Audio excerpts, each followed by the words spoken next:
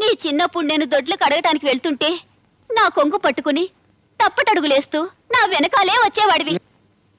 నేను కూడా దొడ్లు కడుగుతానని మారాన్ చేసి నీ బుజ్జి బుజ్జి చేతులతో ఓ బుల్లి చీపిరి పట్టుకుని దొడ్లు ముచ్చటగా కడిగేవాడివి. అంటే నా చేతులతో దొడ్లు కూడా కడిగించావా అమ్మా? అంతేకాదు మై సన్, దొడ్లు కడిగిన ఆ చేతులతోనే నీకు గోరు ముద్దలు కూడా తినిపించింది. ఆగు మై సన్, ఆ త్యాగమూర్తిని అలా అనొద్దు.